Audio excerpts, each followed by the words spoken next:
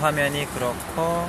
예, 그리고 이거는 보면 SBS는 개표 방송 초기에는 선관위보다 마이너스 14만 표가 적게 이렇게 방송을 합니다. 지금 그런데 방송 후반부에 가서는 개표 93.2% 시점에 가서는 플러스 5,316표. 그러니까 개표 방송 하는 중에 표가 늘어난 거죠. 개표 방송 하고 있는 중에 그 누가 추가로 투표를 할 수도 없는 건데 개표 방송 중에 이 표가 늘어났다는 거죠. 그러니까 이게 도대체 여기에 보면은 이제 총 투표자 수가 나오는 거죠. 이 부분에 의해서. 그러니까 국민들한테 도대체 어떤 내용을 이제 국민들한테 보도를 했느냐는 거죠. 서울 투표도 그렇고 서울시 이 투표도 그렇고. 그 좀 전에 확실이 나왔을 때 그 앞화면이었죠. 확실. 박근혜. 그거는 그 부분이 아니고 그건 또 다른 데가 있으니까. 이거는 서울 지역 투표자 수도 SBS 개표 방송 초기에는 총 630만 7천. 이 선관위에서 발표한 수치하고 이거보다 12만 5천 표를 적게 국민들한테 보도를 합니다. 누구한테 받은 건지 출처가 알 수가 없는 거죠, 지금. 그렇죠. 출처를 안 밝히는 거죠. 지금까지도 안 밝힌 거고. 지금 오늘 7월 달인데. 그런데 이 방송 중에 이 표가 늘어나 버려요. 개표율 71% 시점에서 플러스 1742. 그러니까 12만 5천 표가 마이너스였던 게 플러스 1700이 된다는 거는 12만 표가 더 늘어났다는 것이죠. 그러면 이거 도대체 귀신이 투표를 한 겁니까? 어떻게 이런 일이 발생하느냐는 거죠. 그리고 각 지역마다 일을 이렇습니다. 춘목님 제가 2차, 3차에 걸쳐서 말씀을 들을 건데요. 오늘은 마지막 거 한 부분만 더 말씀해 주세요. 이거 이렇고 23 이제 부분은 KBS 개표율 23.6%에서 박근혜 씨를 당선 유력이라고 발표를 해버립니다. 다시요. 전국 개표 23%밖에 안 됐죠. 23.6%에서 박근혜 씨를 당선 유력하다고 발표를 해버려요. 아니 23.6%의 다른 화면을 좀 보겠습니다. 지금 23.6%의 박근혜 씨를 이게 지금은 24.5%에서 전국 개표율이 24.5%인데 그거밖에 안 됐죠. 박근혜 씨를 당선 유력이라고 발표를 하면서 예상 득표율이 51.7%에서 53.7% 될 거기 때문에 박근혜 씨가 당선이라는 얘기죠. 유력이라는 말만 빼면 박근혜 당선 아닙니까? 표를 4분의 1밖에 안 깠는데 그렇죠. 유력이라고 몰아갔다는 거죠? 그렇죠.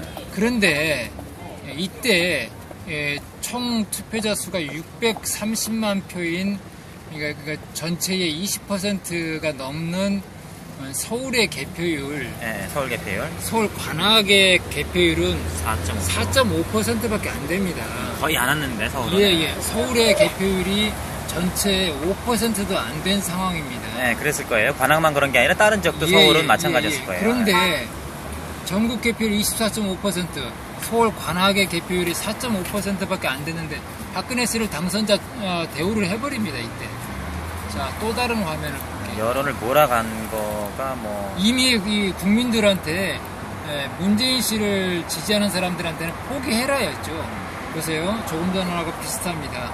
전국 개표율 24.6%입니다. 근데 서울 강남의 개표율은 0.7%입니다. 서울 강남의 개표율이 0.7%인데 박근혜를 당선 유력이라고 해버립니다.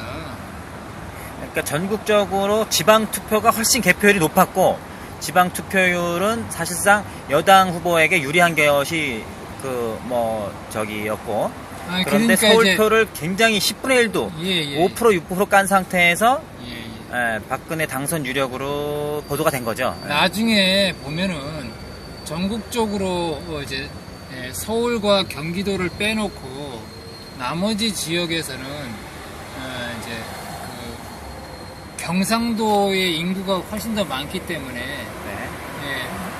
지방에 이제 그러니까 네. 서울이 이렇게 개표율이 저조한 이유는 무엇이냐면 네. 서울에 다른 데하고 유독 틀리게 한 투표함에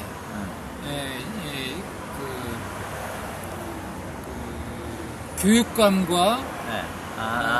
교육감 투표지와 그렇... 이제 그 대선 투표지를 한꺼번에 집어넣게 했습니다. 이거를 구분하기 위해서 시간이 많이 걸리게 해버린 거죠. 그랬던 거군요. 예. 그러면 어떤 현상이 발생을 하느냐면 지방이 먼저 다 개표가 되겠죠. 그렇죠. 그러면 지방은 전라도 인구가 더 적기 때문에 그렇죠. 경상도, 부산 이쪽이 훨씬 많죠. 예. 경상도가 그러니까 전라도는 거의 압도적으로 문재인 씨를 지지한다고 봐야 되고 지지했지만 실제적인 전체적인 득표는 이제 박근혜 씨가 앞설 수밖에 없는 이유는 경상도의 인구가 훨씬 더 많기 때문에 네네, 그렇죠.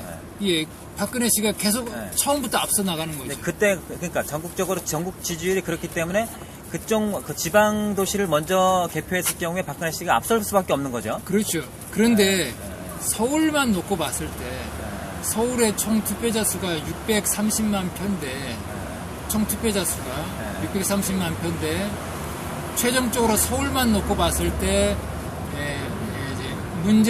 박근혜 씨와 문재인 씨의 득표율은 오히려 역전입니다. 그렇죠. 예. 서울은 60만 표도 안 깠다는 얘기잖아요. 그때 당시에 24%일 때 60만 표도 아니고 30만 그렇죠, 표도 안 30만. 깠을 그 상황이죠. 5%도 안 됐을 때입니다. 그런데 지방 거를 갖고 박근혜 당선 유력이라고 이렇게 나온 거죠. 예. 그런데 그러니까 서울만 놓고 봤을 때 최종 득표율 차이는 문재인 씨가 51.4% 그리고 박근혜 씨가 48.2%입니다. 그러면 서울에서는 오히려 문재인 씨가 박근혜 씨보다 3% 이상 더 많은 표를 득표를 했습니다. 그렇죠. 그러면 이렇게 이제 서울을 늦게 개표를 했을 때 어떤 현상이 발생을 하느냐면 간단하게 정리해 주세요. 손주먹 씨 힘든데 간단하게. 예, 그러니까 이거는 아예 애초 시작부터 박근혜 대통령 만들기 프로젝트였다고 생각할 수밖에 없습니다. 그리고 그 증거는 방금 말씀하신 그런 부분들이라는 거죠? 예. 일단 알겠습니다.